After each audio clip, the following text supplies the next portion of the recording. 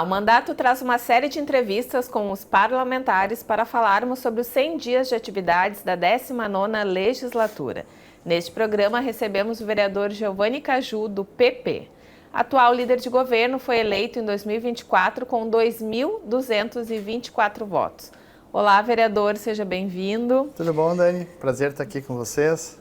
Nesses primeiros meses, o vereador apresentou 120 indicações e pedidos de providências e 19 requerimentos. E também articulou a votação de uma série de projetos encaminhados pelo Executivo. Queria que o senhor destacasse quais os principais projetos aprovados aqui na casa. Acredito que o Refis seja um deles. Sim, o Refis foi um deles. A gente teve também uma votação emergencial, que foi aquela questão do IPAZEM, né, para fazer o parcelamento, né? Então, lembrando que esse parcelamento ele está sendo honrado, né? Então a gente já está na 4ª parcela agora, está sendo pago em dia. Então acho que nos últimos anos é o primeiro governo que está conseguindo honrar esses parcelamentos, né? Então isso foi de muita importância no primeiro momento. O Refis também foi muito importante, né? O pessoal poder quitar os seus débitos, essa questão do ITBI também, que a gente está trabalhando em cima, então está tendo uma adesão muito boa. E para mim é tudo muito novo, né, Daniel? Essa questão de ser líder de governo foi uma coisa que eu nunca tinha almejado ser, né?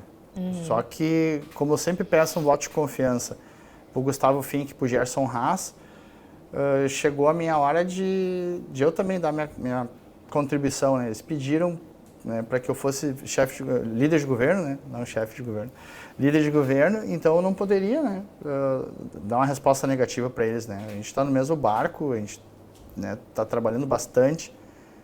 Como eu falei antes, é tudo muito novo, então tem muita carga de trabalho, né? Muita coisa atrasada, muitas demandas, né? No primeiro mês que a gente iniciou, a gente resolveu muita coisa, até tipo extra-gabinete, né? Falando diretamente com o secretariado, tudo.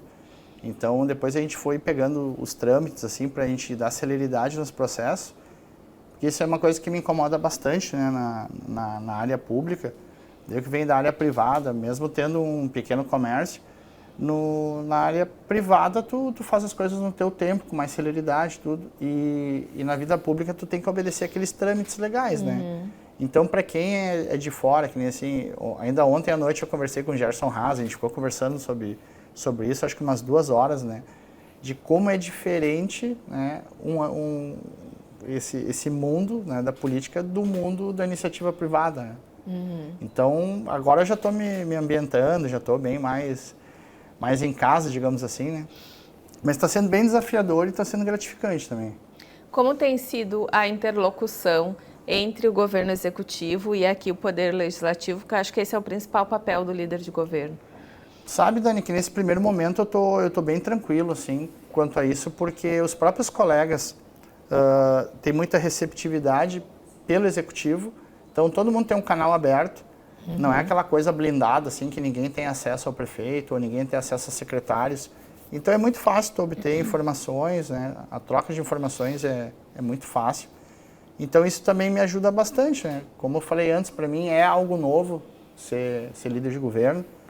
Então estou aprendendo, assim, com alguns colegas que às vezes me passam algumas dicas, assim, de como agir, como me portar. Mas esse trabalho está sendo, de uma certa maneira, bem mais fácil pela praticidade que os colegas têm acesso à informação, né?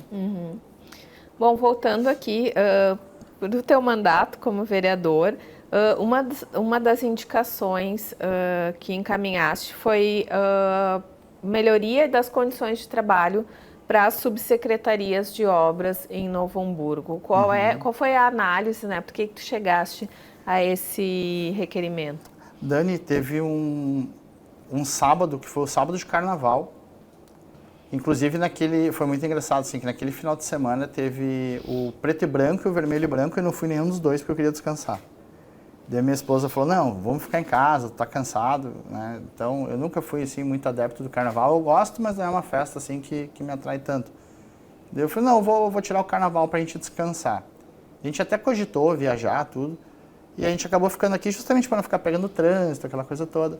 E aí após o almoço, eu fui dormir e tal. Quando eu acordei, tava o Gilvani e o Pâncio dentro de um buraco lá na Guia Lopes com a Pedro Adams Filho.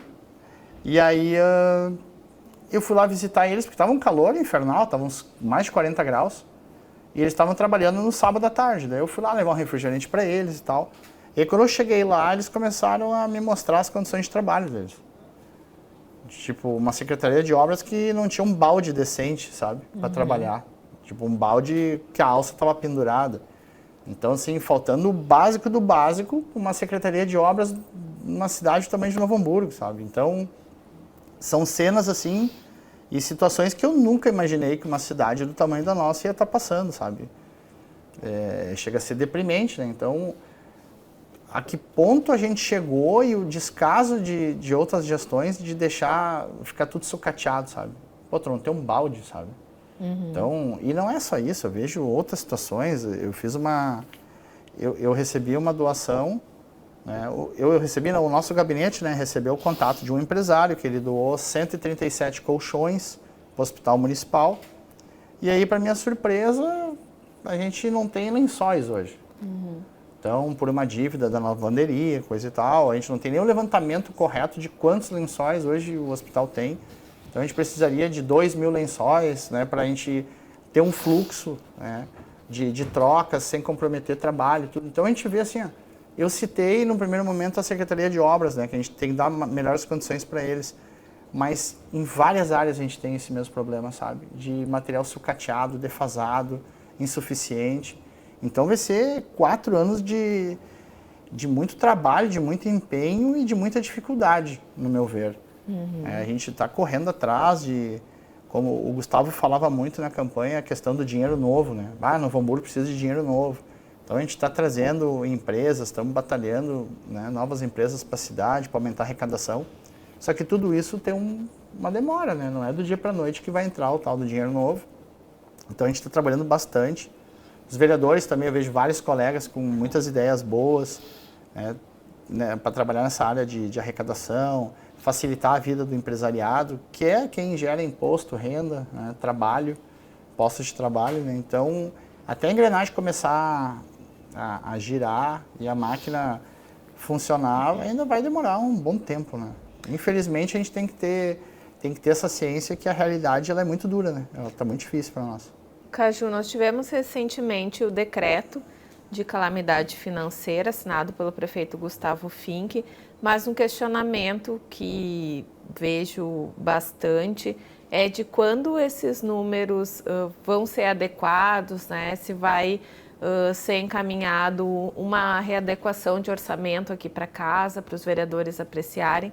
Como é que está essa situação financeira do município? Dani, a situação financeira realmente ela é extremamente complicada.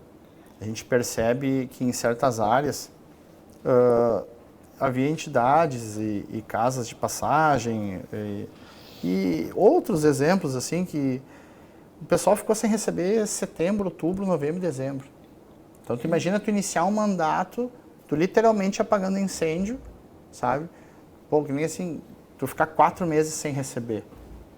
Sabe, é muito complicado. Então, ao mesmo tempo, a gente teve a informação que várias secretarias tiveram os computadores formatados. Então, tu não tinha acesso à informação. Então, tem muita coisa que começou a aparecer ao longo do trabalho. E para mim, e também para o público, assim, que não está por dentro, né, de como funciona uma secretaria, tu tem todos os trâmites que tu tem que seguir, tu tem todo um embasamento. E a gente começou isso do zero. Não tinha informação.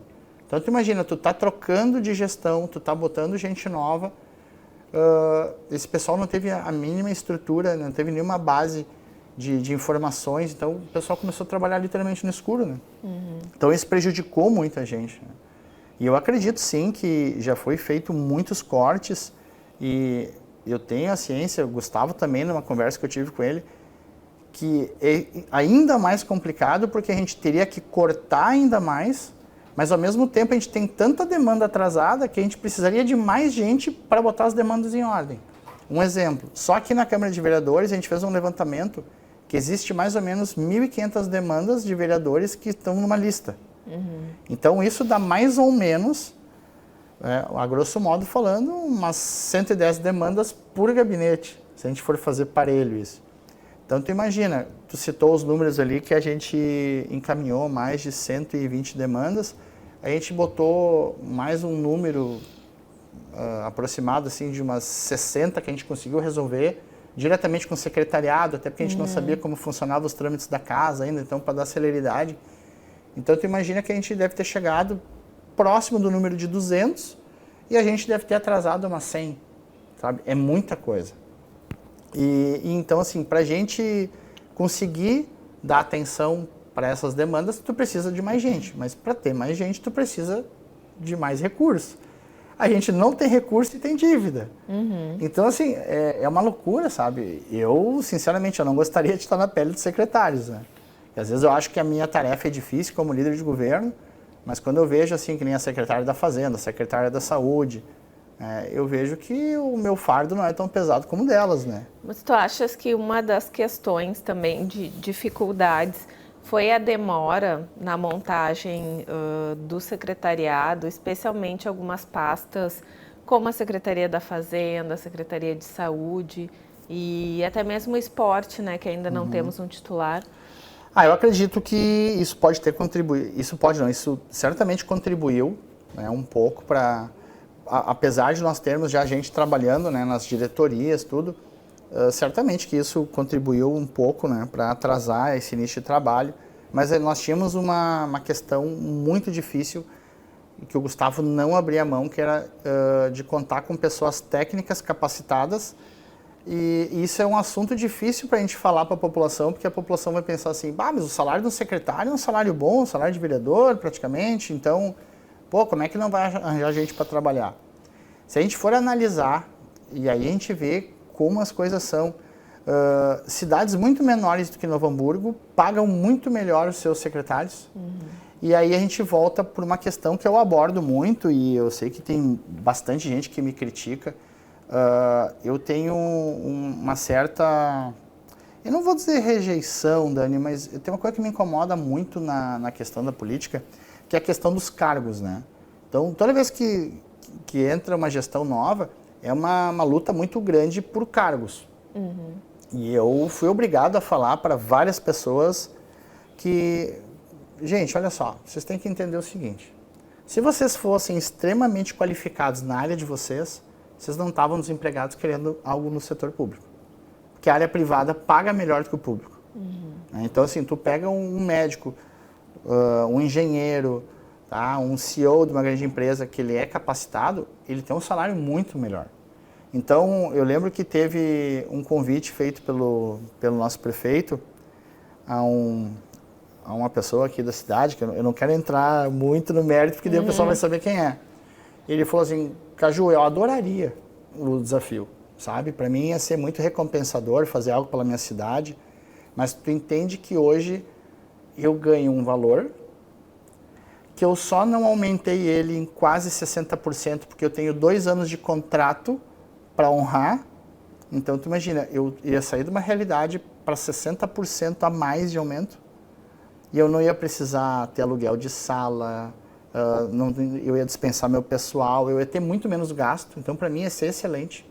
Mas para honrar os compromissos eu não aceitei. Ao mesmo tempo me aparece esse convite.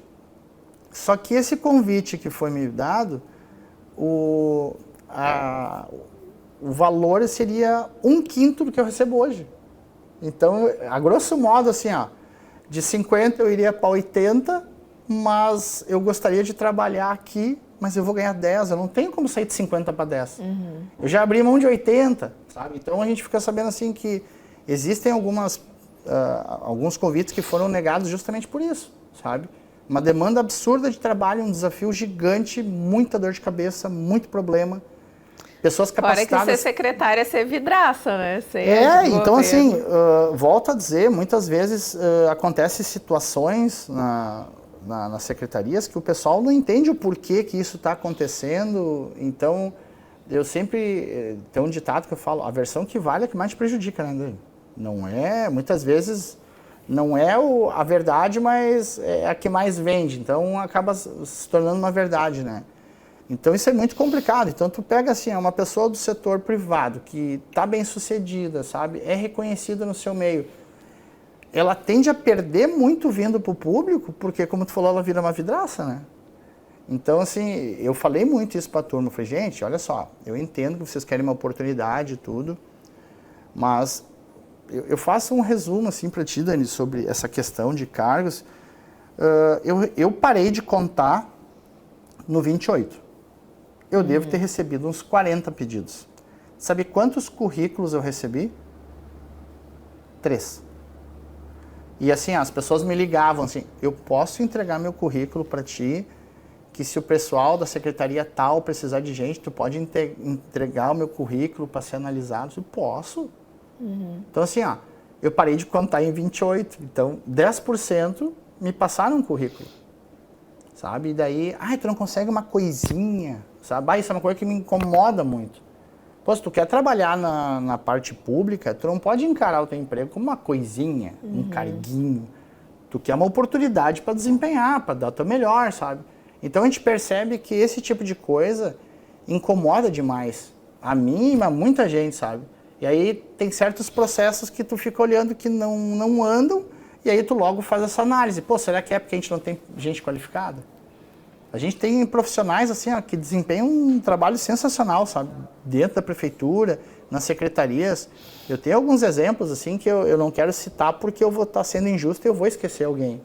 Mas eu tenho secretários, que quando eu acordo pela manhã, às 4 e pouco da manhã, eu mando uma mensagem para eles. Eu já estou acordado, já me respondendo. Sabe? Eu digo, eu achei que era só eu, desculpa te incomodar, porque eu só pontuei aqui para eu não esquecer. Não, mas eu já estou acordado essa hora, vereador. Quando precisar, pode mandar, não tem problema. Então, assim, a gente tem secretários e servidores que estão disponíveis praticamente 24 horas por dia, sabe? Então, a gente vê muita gente boa, muita gente capacitada e que a gente possa contar cada vez mais, né, com um pessoal capacitado, assim, para fazer a cidade evoluir, porque a gente está numa situação extremamente complexa, sabe? Está muito difícil. Queria que tu falasse, né, Caju, sobre essa questão das famílias que moram nas proximidades do DIC. Isso também é uma demanda que a Comissão de Obras tem acompanhado e que tem gerado muita ansiedade nos moradores ali da região. Inclusive, tu apresentaste uma indicação para o Executivo para o acompanhamento psicológico dessas famílias. Sim, Dani, eu costumo dizer que eu não gostaria de estar no lugar dessas famílias, porque é uma ansiedade muito grande, é um sentimento que não sabe o que vai acontecer no dia seguinte. Então, eu acredito que faltou um pouco de informação, sim, né, para essas famílias terem uma maior tranquilidade. Quando eu falo que essas famílias precisam ter uma assistência psicológica, eu coloco elas na mesma situação de um familiar que está no hospital que não tem ajuda de ninguém nesse momento, né? Então, é um momento que a pessoa está fragilizada e ela se sente sozinha. E que pode perder o seu bem mais precioso. Tem gente que trabalhou uma vida inteira, né, para ter sua casa, seus pertences. Então, aquele sentimento assim de impotência nesse cenário que está acontecendo é muito grande, né? Então, seria extremamente importante a assistência social estar junto, né? Então, assim, na sexta-feira, não é exagero dizer que eu passei praticamente o dia todo junto com o senador Luiz Carlos Reins. Eu fui largar ele em Porto Alegre às 1h30 da manhã. Então a gente conversou muito, a gente teve aqui uma palestra, uma apresentação de todo um plano de contingência para as cheias, né? Então foi nos passado muita informação, assim, foi um bombardeio de informações, onde foi passado que inclusive todo o projeto dos diques que foi feito em 2022, se tivesse sido colocado em prática, não teria sido suficiente para a enchente de 24. Então a gente juntou aqui na Câmara, na Prefeitura, perdão, as maiores lideranças aqui do Alto Sinos e do Baixo Sinos, né, das cidades, né, que o Rio dos Sinos banha, para a gente ter a dimensão do que precisa ser feito, como vai ser feito, desenvolver um cronograma de tarefas sobre os diques, porque não adianta Novo Hamburgo fazer e São Leopoldo não fazer. São Leopoldo fazer e Esteio não faz. Então, tem que ser um trabalho praticamente em sincronismo, né? Então, essa questão do nosso DIC, especificamente, ela está atrasada, ela deveria ter mais celeridade, só que a gente está esbarrando essa questão dos moradores. Porque o que acontece? Se literalmente nós fôssemos retirar os moradores à força para tocar o DIC à frente, já teria sido feito. Então, assim, isso é uma prova que a gente não vai tirar os moradores à força, não vai ser passado com trator em cima de casa de ninguém enquanto não tiver resolvida essa questão. E eu participei de uma reunião na quinta-feira à noite, participei de uma reunião na sexta-feira pela manhã, onde a Caixa Econômica Federal teve presente, explicou quais são os processos, e uma falha que a gente encontrou foi que são processos distintos, né? Casas que foram alagadas e foram condenadas pela enchente, e casas que ficam no DIC, que algumas delas, inclusive, não foram alagadas e têm que serem retiradas. Então, a gente teve a informação do Ministério das Cidades que são processos diferentes. Na quinta noite, eu fiquei aliviado, indo para casa bem mais tranquilo, que o pessoal da Caixa Econômica Federal nos passou a informação que teve gente que conseguiu comprar a sua casa em 15 dias. Pela compra assistida, né? O reconstrução. Em 15 dias. Tem gente que está demorando 5 meses. Daí eu fiquei pensando, mas peraí, 5 meses? Isso começou em agosto do ano passado. Então, assim, se lá em agosto a gente tivesse feito a coisa certa, grande parte da população já estaria no seu novo lar, no seu novo domicílio. Então, essa questão é muito complexa porque a gente aborda assim, ó, a questão do aluguel social. O Gustavo foi muito enfático e muito rígido, firme, dizendo que ele não quer mais aluguel social em Novo Hamburgo.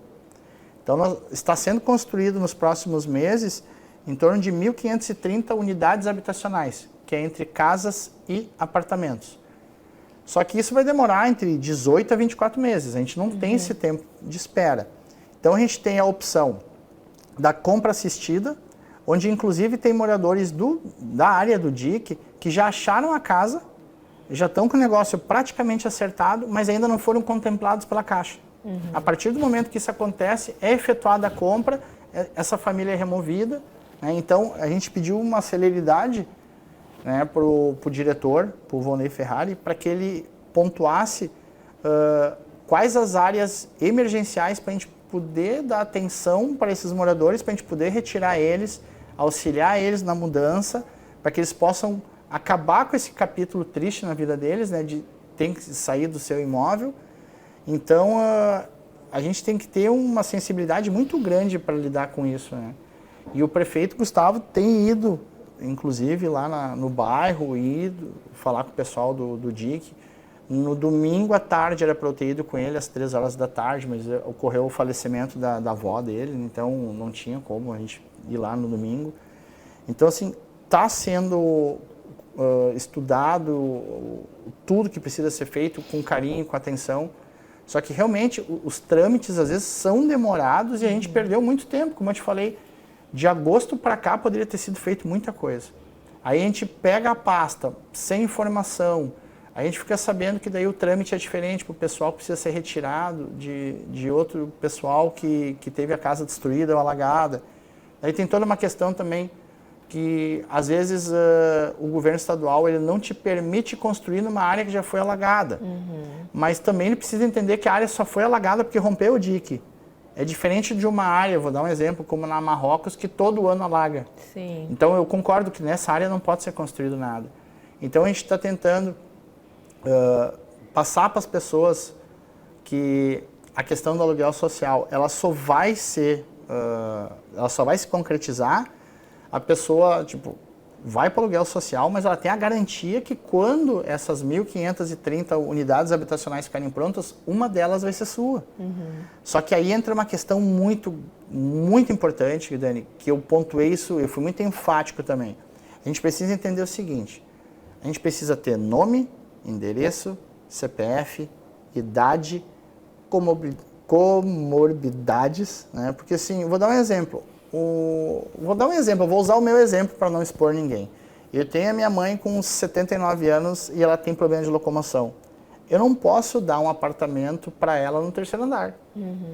Né? Então, assim, por isso que eu digo que a gente tem que ter um cadastro completo e atender as necessidades dessas pessoas. Então tem gente que assim, se eu achar uma casa no próprio Santo Afonso, eu quero ficar ali, eu não quero sair, eu tenho as minhas raízes ali. A gente falou muito, conversei com outros vereadores, isso é a questão da cultura, da pessoa se sentir pertencente àquele espaço, às vezes um lugar que ela nasceu. Porque, como tu falou, tu tem as tuas raízes ali, tu tem aquele sentimento de pertencimento, tu conhece todo mundo. Então, assim, tu vai ter que te mudar, tu vai ter que reiniciar a tua vida em outra casa, agora provavelmente alguns em outros bairros. Então, assim, até a compra assistida, ele te possibilita que, um exemplo, quem gostaria de voltar para sua terra, né? Ou quer ir para a praia, morar na praia, a gente não está querendo fomentar um êxodo da cidade, não é isso? Mas só para tu entender que esse programa da Caixa da Compra Assistida te permite tu ir até para outra cidade. Então, assim, eu tinha uma dúvida muito grande e por isso que eu digo que eu saí da quinta-feira dessa reunião muito tranquilo, assim, porque veio uma informação para mim que fez toda a diferença. E é uma coisa que para mim revolucionou, assim, porque eu não tinha esse entendimento. Tu ter posse é diferente de tu ter a propriedade, tá? Então, eu acreditava que a compra assistida era para quem tinha a propriedade. Não, é para quem tem a posse. E, inclusive, quando o servidor da Caixa Econômica me falou o seguinte, que até para quem morava de aluguel tem o direito da compra assistida, eu fiquei perplexo. Como assim? Então, se eu morava de aluguel e eu fui atingido, eu tenho direito. Eu falei, tu tens direito. E eu não sabia disso. Então, a gente percebe que a coisa está andando e tem um cenário favorável. Só que é uma luta contra o tempo e também teve essa desinformação que gerou todo esse pânico, né, nas pessoas. E isso foi realmente complicado de lidar. Mas a gente está tentando fazer os ajustes necessários, tranquilizar a população e que a gente possa, né, dar essa assistência para o pessoal comprar essas casas. O Gustavo também pontuou que quer que a Secretaria de Habitação possa fazer um mutirão na questão dos habites, né? Porque tem muita casa que serve para as pessoas, mas não pode ser negociada porque não tem um habites. E ele não tem um habites porque às vezes tem um puxadinho ali com um telhadinho, foi feita uma garagem que não está no projeto. Então, esse tipo de coisa a gente quer dar celeridade para que a gente consiga abrir o leque de opções para o pessoal poder comprar sua casa.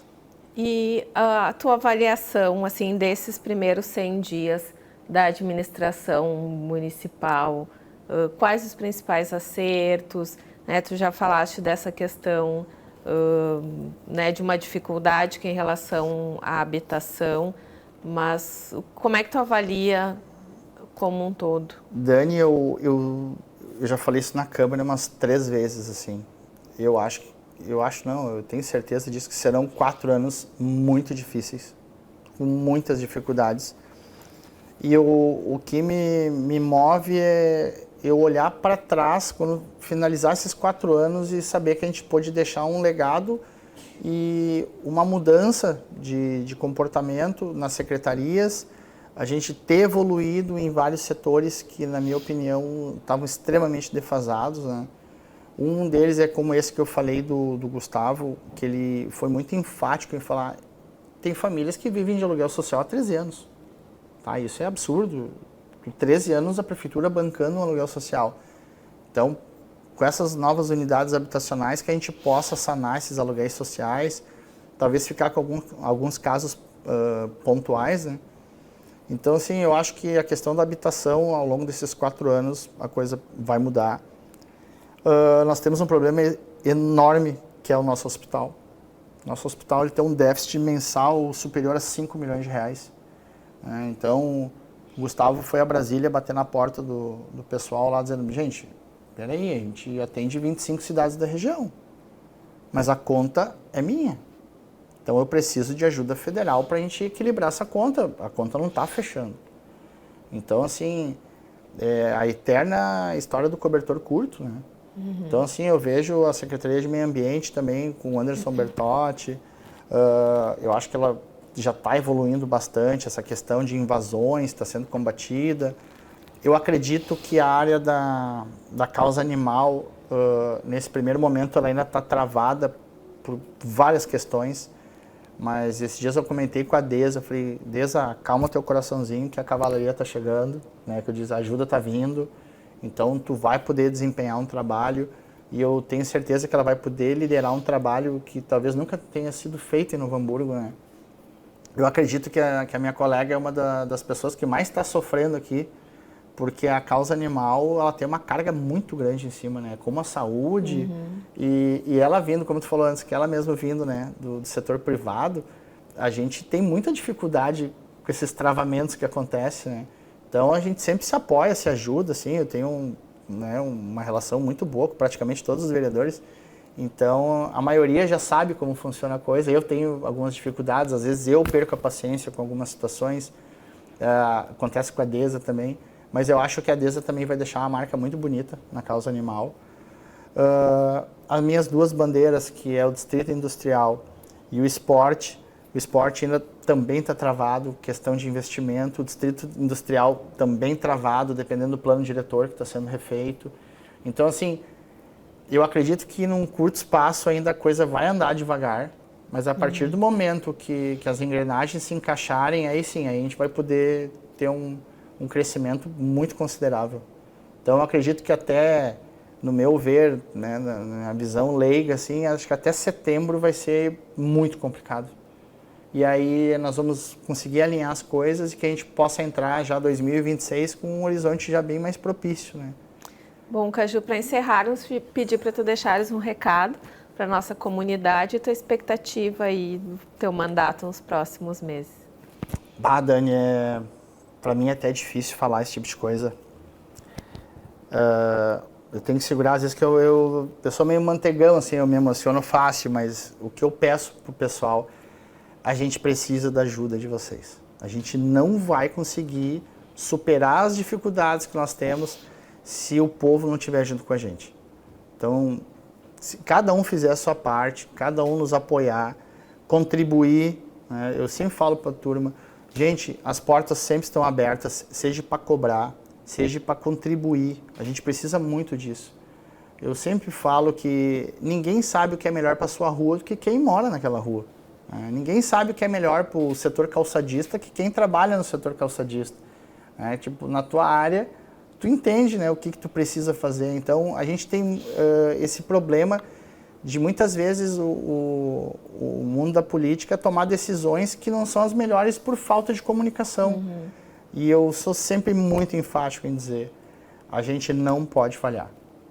Porque se a gente falhar, Novo Hamburgo vai sucumbir, porque o cenário é muito difícil. As contas estão muito comprometidas, e a gente não pode, a gente não tem esse direito de falhar. E a gente faz esse chamamento, sabe? Que as pessoas estejam conosco, nos apoiem, sabe? Nos deem ideias, nos dê suporte, porque está sendo bem difícil, bem difícil. A gente sabia que seria um desafio enorme, mas quando tu está dentro dele, tu tem a real dimensão do que tu está encarando. Tá certo, vereador. Muito obrigada pela tua Obrigado, participação. Dani. Esse foi o mandato trazendo um balanço sobre os 100 dias de atuação do vereador Giovanni Caju. No próximo programa traremos mais um vereador falando sobre suas ações no parlamento hamburguense. Você pode acompanhar as notícias institucionais da Câmara pelos canais de comunicação da Casa e o trabalho do vereador em suas redes sociais. Até o próximo mandato.